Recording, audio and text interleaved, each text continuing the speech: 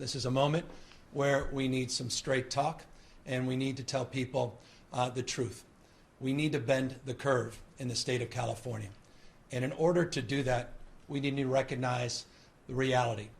The fact is, the experience we're having on the ground throughout the state of California, the experience that's manifesting all across the United States, and for that matter, around the rest of the world, require us to adjust our thinking and to adjust our activities. In the state of California, many people are very familiar with these adjustments. A number of days ago, there were 6 Bay Area counties that led with stay-at-home orders. Now, as I speak, some 21.3 million Californians reside in a community, in a city and or county that have similar orders. A state as large as ours, a nation state, is many parts, but at the end of the day, we're one body. There's a mutuality and there's a recognition of our interdependence that requires of this moment that we direct a statewide order for people to stay at home. That directive goes into force and effect this evening, and we are confident that the people of the state of California will abide by it. They'll do the right thing. They'll meet this moment. They'll step up, as they have over the course of the last number of weeks, to protect themselves, to protect their families, and to protect the broader community in this great state in the world that we reside in. I have confidence in that. I have confidence because I've seen it every single day. We've seen it in cities large and small. People still doing essential work. People still providing essential services. People still going out to the grocery store to get food, walking their dogs, practicing social distancing. Nonetheless, when they're out in the streets, people still getting their medicine. People still going about doing the kind of essential work that is required to meet this moment. The order provides for all of that, just as these other orders that have been put into place in cities large and small across the state have afforded. People will ask, well, how will you enforce? As I say, there's a social contract here. People, I think, recognize the need to do more and to meet this moment. People will self-regulate their behavior. They'll begin to adjust and adapt as they have been quite significantly. We will have social pressure that will encourage people to do the right thing, just a nod and look saying, hey, maybe you should reconsider just being out there on the beach, being 22 strong at a park.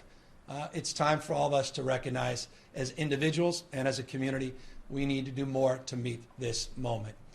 Enforcement comes in many shapes. You have a regulatory framework, you have licensing frameworks. I don't believe that the people of California need to be told through law enforcement that it's appropriate just to home isolate, protect themselves, go about the essential patterns of life, but do so by socially distancing themselves from others and do so using their common sense. Now, why is it important that I advance this new order? It's for the following reasons. We've been doing pandemic planning in the state of California for now over a decade. Now we're moving into application, implementation, and that includes the latest technology and data collection, the ability to work with artificial intelligence to mash that data up, to really look at trend lines before they become headlines. And what we're seeing, not only on the ground, but we're seeing through the data, is this spread continues at a pace that we had anticipated in a number of our models. Let me be precise. It's a number that we have been using for the purposes of guiding our resource delivery and guiding our decision making. We estimate in the United States, we've heard this number across the rest of the world, that people, 30% of the population, as high as 70% of the population, may contract the virus. In California, we've been working with those numbers. As a nation state, 40 million strong, we've been organized around an attack rate, as we refer to it, of about 56%, that the virus will impact about 56% of us. You do the math in the state of California, that's a particularly large number. That number in and of itself shouldn't be overly alarming. The vast majority of us, the overwhelming majority of us, won't have symptoms, will be perfectly fine. But there is a subset that we're concerned about that will impact, not be impacted by the virus, but also potentially can impact others, including impacting our capacity to deliver the high-quality services, not only to meet the moment as it relates to COVID-19, but to provide for all the acute care that millions and millions of Californians depend on every single day. So we're looking at a hospitalization rate by using those numbers. And forgive me, I know sometimes these numbers get confusing, but a 56% attack rate, if you assume that R naught, which is the number of individuals that you may come in contact with that can contract the virus, if you use that formula, we believe with a 20% hospitalization rate, a little bit on the higher end, though some would argue it could be much higher, some believe it might be much lower, but 20% hospitalization rate, it's about 19,543 people that would need to be hospitalized under that scenario, above the existing capacity of our system. So that's the planning methodology we've been using. I'm being very straight with you. And these are numbers I can assure you governors, mayors, administration across the country are working with. But I think it's time to tell you what I tell my family, what I tell my wife, just as I did 2 nights ago when I told my daughter that I don't believe that this school year she'll get back into that classroom. And those are difficult conversations, and I know they're conversations you're having in real time, and you're having with one another as I speak. And I deeply appreciate the anxiety of these difficult conversations, but we must have them. But as we work through that planning process, 19,543 beds in our system, I'm able to look at our existing capacity. Let me be specific of what our existing capacity looks like. We have 416 hospitals in the state of California. We have capacity to provide care beyond our hospital system, but within the hospital system, we have a capacity to surge the number of beds beyond the 78,000 currently staffed beds by an additional 10,207. By the way, that number changes on a daily basis, but that's today's number. So looking at the 19,500 plus individuals in our planning, looking at that surge capacity, about 10,000, we are looking at a delta, a gap, that requires about 10,000 beds, 10,000 members of the community to staff those beds. And that's currently what we're up against. But here's the point. That's a planning document. If we change our behaviors, that inventory will come down. If we meet this moment, we can truly bend the curve to reduce the need to surge, to reduce the need to have to go out and begin to cobble all those assets together. Though I want you to know we are doing just that. We always plan, we always anticipate. Let me give you some proof points. Today, we just secured a very large hospital in Northern California, Seton. It's now part of our portfolio, and we're going to populate that hospital as an example to meet the moment. Tomorrow, we'll announce a hospital in Southern California. That's 750 beds, those two hospitals combined. We start to stack this, 750 here.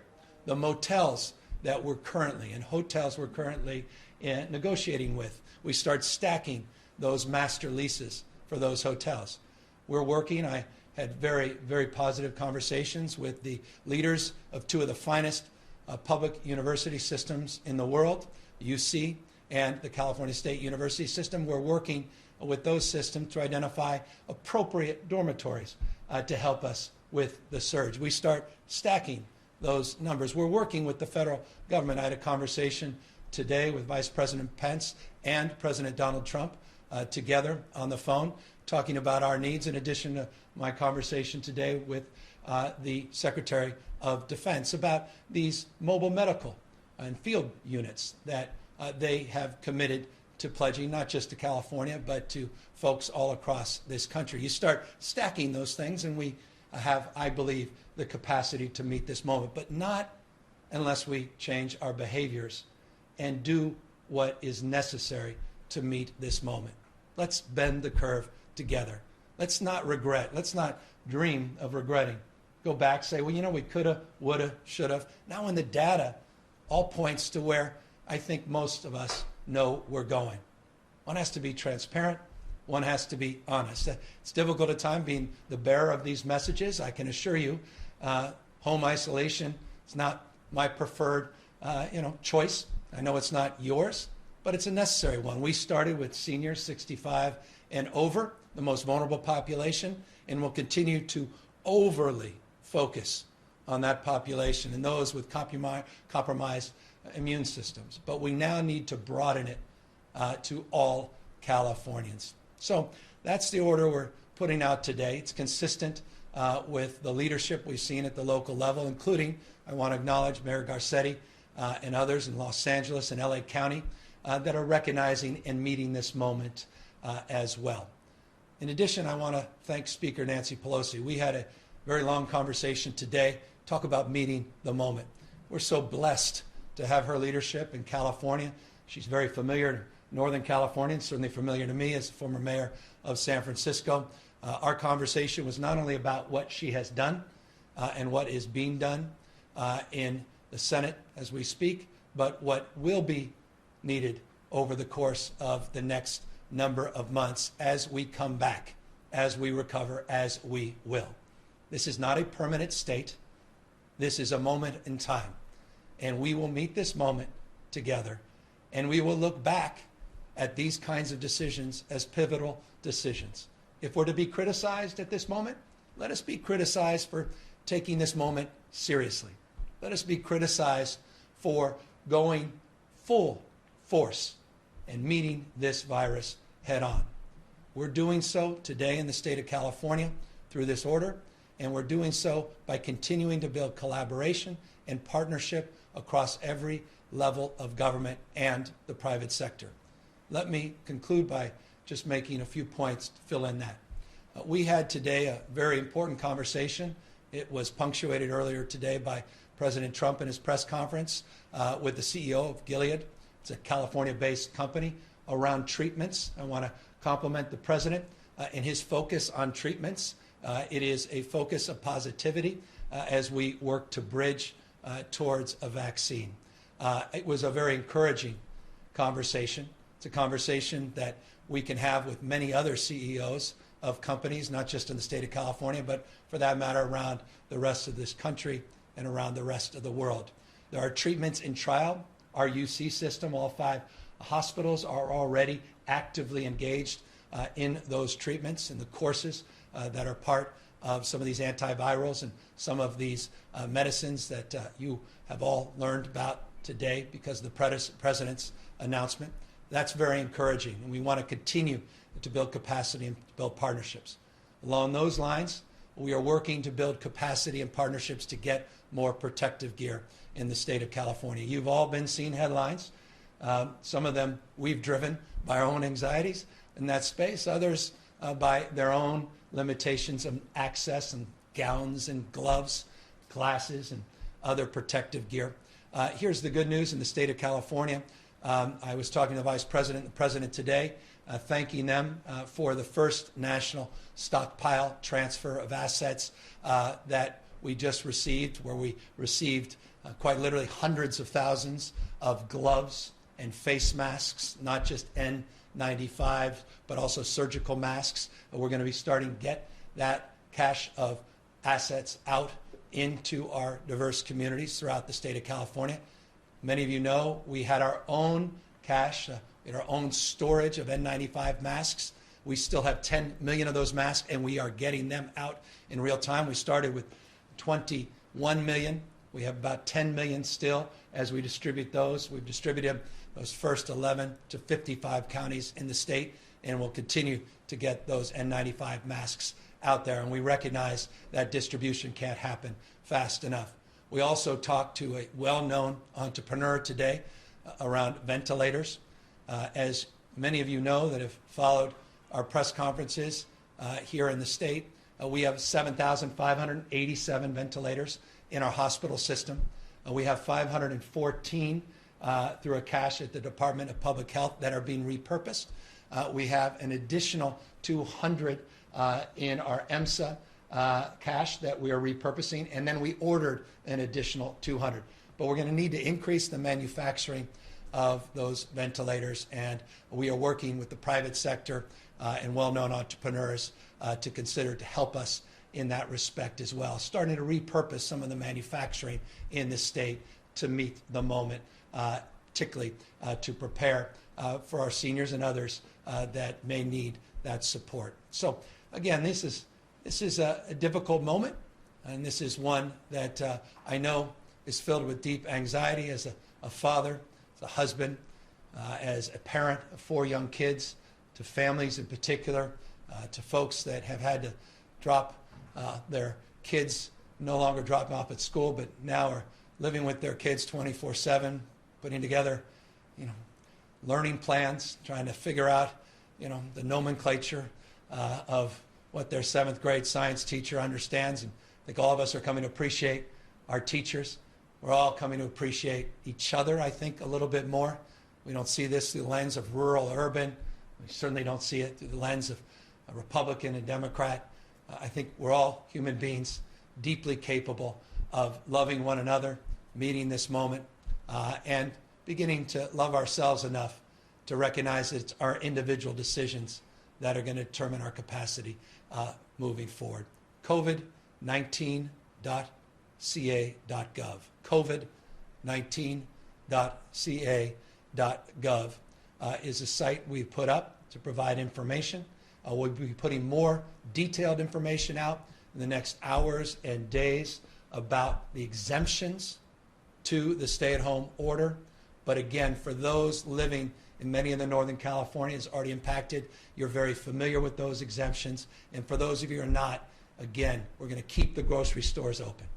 We're going to make sure that you're getting critical medical supplies. You can still take your kids outside practicing common sense and social distancing. You can still walk your dog. You can still pick up that food at one of our distribution centers, at a restaurant, at a drive-through. All of those things we will still be able to do. And to secure that, in closing, I want folks to know that we've lost a lot of volunteers that simply are concerned and understandably are staying at home. And our food banks and others that have relied on volunteers and the community spirit need a little support. And so we're going to provide that support. This shouldn't be alarming. It's humanitarian only, but we'll send out about 500 of our extraordinary leaders in the National Guard to help with the distribution and the food. Again, just purely humanitarian.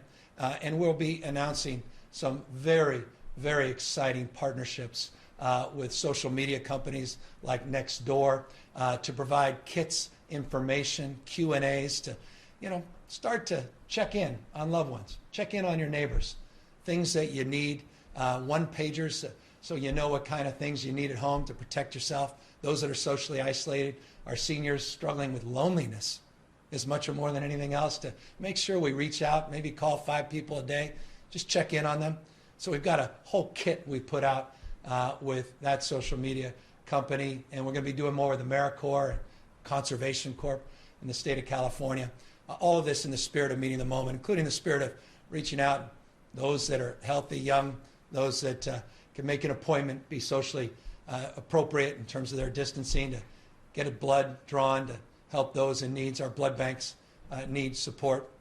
Interestingly, we are not able to provide, because we're not doing the large blood draws and fairs, the kind of capacity we've seen in the past. The good news about the social isolation, in some respects, the need in the short term has gone down, so it shouldn't be alarming, but we want to meet the moment if indeed our blood banks need additional resources as well. So again, it's a spirit of the moment, stepping up, stepping in, recognizing our own individual capacity to meet this moment, not just relying on others, doing it safe and thoughtfully.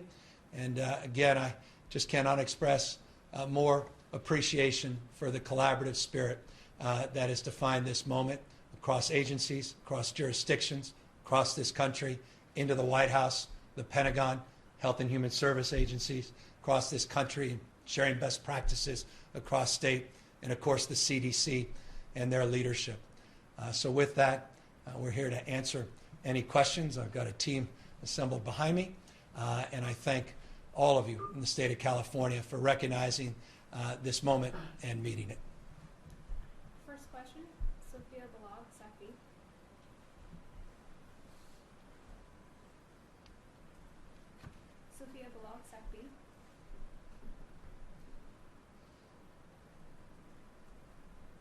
hospital staffing, and specifically, can you explain whether we have enough doctors and nurses and what your plans are to staff the additional medical facilities you're acquiring?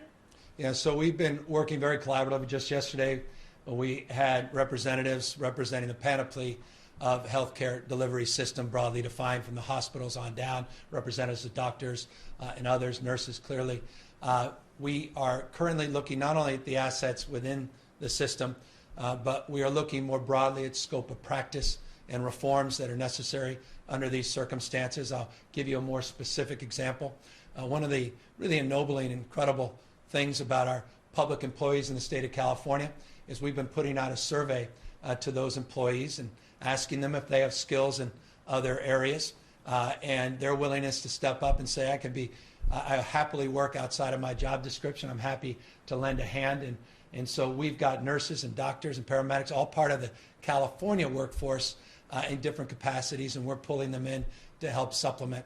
Also working with our federal partners at HSS as it relates to adopting a staffing regime and strategy that can help support not just those mobile field units, but also potentially to help us with these hospitals that are coming online. I don't know if Dr. Galley, you want to amplify and fill in any blanks as it relates to additional thoughts related to staffing.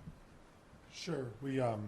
We continue to work, just as the governor said, with our partners across the state in the healthcare professions, including working on the ratios and different things to make sure we can staff up.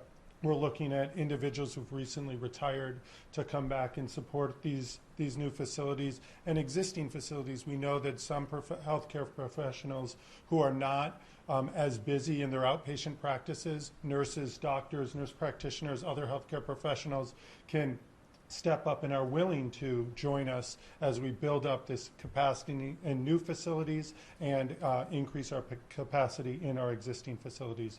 So it has felt, and it continues to feel, like a all hands on deck mission. We're having great conversations with all of our partners across the state. The willingness is enormous. We are daily receiving emails and calls with the willingness to step up and help. We know this is going to be a challenge, but we believe Californians together are going to meet it. Next question. Kathleen Renane, Associated Press. Hi, Governor. Thanks for doing this. Thank you. Do you have a sense of how long this statewide shelter-in-place order is going to last? And then, you talked about the state has been modeling and has been kind of seeing where this has been going for days now. Why now did you decide to issue this today? Was there a specific number or thing that changed that made you take this extra step? No, I think we've been very fluid, as you know, on a daily basis. We've been adjusting to changing conditions, not only here in the state, but changing recognition across this country and an understanding of what's happening in other parts of the globe that require us to adjust our thinking quite honestly on an hourly basis, not just a daily basis.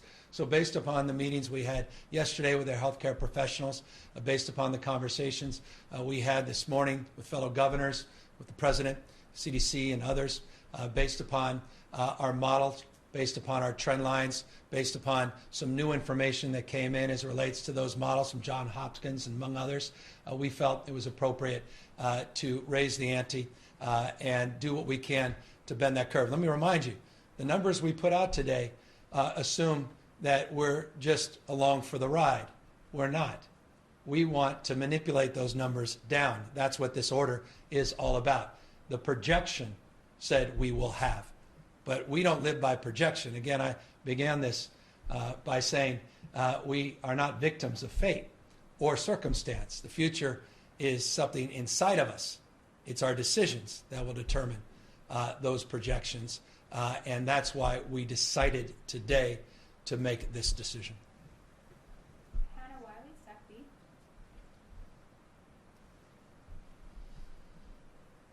Hi, can you guys hear me? Yes, thank you, Hannah. Yeah, hi, thanks, Governor. I appreciate you taking the time to talk with us tonight. We're hearing a lot from state workers that they're still being told to come into work, and you touched on this a bit last night, but does the state have the capability to have workers telecommute and the numbers needed for social distancing? Yeah, that's being worked on in real time. We had a remarkable conversation last night with our largest public employees union, a teletown hall, and we talked about so many of the essential services that are provided in the state. Let me put that in perspective. When you consider police and fire and those in our corrections industry broadly defined, you're over 50% of the workforce operating on some form of 24-hour support. So it's deeply defined as essential. Those in non-essential positions that have skills are being surveyed to see if they could provide essential capacity and fill in voids that may exist or persist throughout our system. But when we look across the panoply of services, overwhelming majority of those services we believe we can meet based upon that criteria, and that criteria is being processed in real time in terms of making the actual determination to your question around how many individuals can telework, how many people don't have that kind of broadband access or otherwise are not positioned because of their particular job to get any big benefit from telework. So all that is being processed, and we're working very collaboratively with our teams in HR to make all of that real. But it's a constant and never-ending adjustment.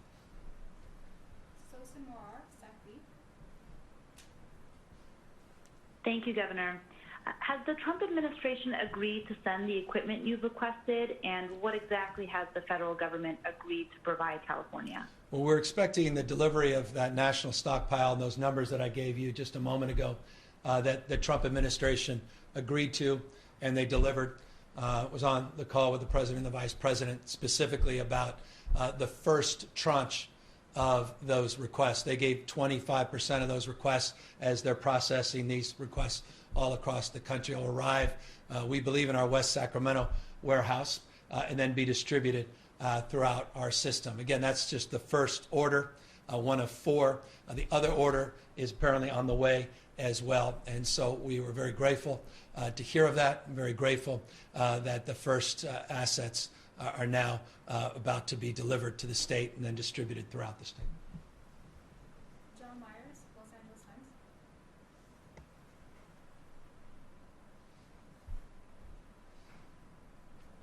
John Myers. John, you there?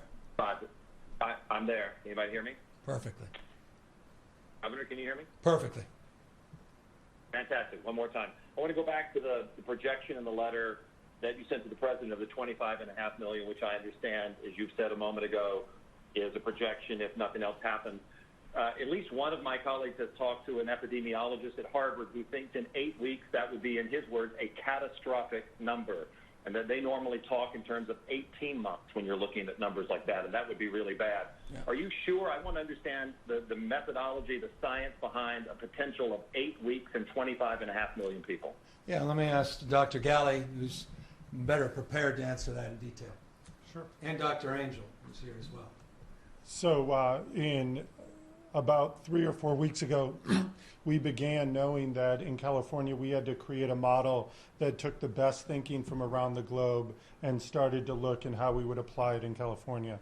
And using the available literature, advice from the CDC, and our understanding and experience in California, we applied a variety of different measures that looked at an attack rate, that looked at the R0, as the governor has described, which is that infectivity ratio, or that one person's infected and how many others will be infected. We looked at that time, hospitalization rates that we had available, as well as other outcome measures. And given that, we knew that the attack rate of 56% that we chose, that was somewhat in the middle between our two, the high end and the low end of what we'd seen in the literature, would be that fairly high number, that if we did nothing across California and it spread the way that we'd seen the spread of disease in other countries that experienced it before us, we would have a majority of our state affected by the disease. We knew that that did not equate to the same number of people who would be sick enough to seek care. sick enough to be hospitalized, and then beyond that, sick enough to need the level of ICU level care that we worry about most and some of the worst outcomes. So we built the model in collaboration with the CDC, as the governor said, to guide our planning so that we were prepared across California. And we are very glad we had built that model, because it's put us in a great position with our partners across the state to be prepared for what we are starting to see, which are hospitals with many patients and patients who are in the ICU and having outcomes that we've seen in other countries. And we feel like we are well prepared because of that planning to meet this moment and be prepared for what's coming up in the days and weeks to come. And I deeply recognize how alarming those numbers are, and they drive headlines, but the one that matters to us is that 19,543, that 20% hospitalization rate. That's the number that guides so much of our decision making, and that we are advancing very purposefully. Bill Silver, KCBS Radio. Hi, Governor. Can you hear me? Perfectly. Oh, good. All right, Governor. First of all, I have about a million questions, but I'll only ask a couple of them. I want to go back to Kathleen's question. You didn't answer the part about how long you anticipate this actually lasting. Is there a date on this order for how long it would last? And then also, will there be any actual enforcement? And if not, how practical and impactful do you think it will have, given how many people are still going out, going to stores, going to essential jobs? I think that's all you'll let me ask for now, but let's try that. Yeah. Well, we want people to go to essential jobs. We want people to deal with their essentials in a thoughtful and judicious way. But I think, and Doug, you're in San Francisco, you've seen some concentrations where we're not seeing social distancing, but you're also seeing vast majorities of that city where people are practicing social distancing without law enforcement making arrests or citing people. Social pressure is leading to social distancing, social recognition, and the socialization of this disease is leading people to change behavior on the natural. And that's, again, been socialized in 20 counties already, representing 21.3 million Californians. So expanding this statewide makes sense in that respect. And I think people are making sense of what this is and what this isn't. And again, on a regulatory bucket, we have enforcement that's not traditional law enforcement, but we have regulatory enforcement, licensing enforcement from a business perspective, and then we have social pressure that you, others, common sense will place on people. And of course, we have the capacity to move beyond that. To the extent this is a directive, it is open-ended one, and it is for a reason that we could not give you a deadline that we really could believe in. This is a dynamic situation. We could put a 2-week deadline. It gives people a false sense of what to expect. I don't expect this will be many, many months, but for the time being, we are recognizing the significance of this next 8 weeks as it relates to this virus in particular, and we want to get that curve down, and we want to meet that moment. We want these numbers to be in the dustbin of history as irrelevant to the experience that we're all about to have. And that's why it's an order without a specific deadline, but we will be very transparent with you and very forthright in the next days and weeks to update you and give you a sense of where we think and believe we are. Jeremy White, Politico. Governor, my colleagues have already covered the questions I had, so I'll just ask, is the entrepreneur you're working with Elon Musk? We are working with a number of entrepreneurs. And let me just say this, I was pleased to see his tweet today. Alexi Kosa, SF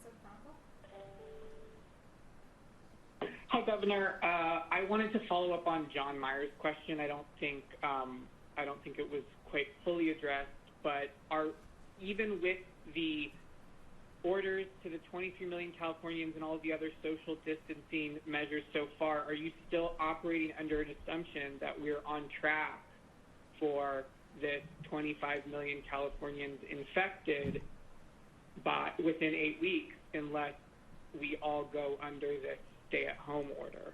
The point of the stay-at-home order is to make those numbers moot. to bend that curve. When we say bend the curve, that means the projection no longer becomes a reality because we changed our behavior, and as a consequence, that curve, that projection, that trend line becomes something very, very different in reality.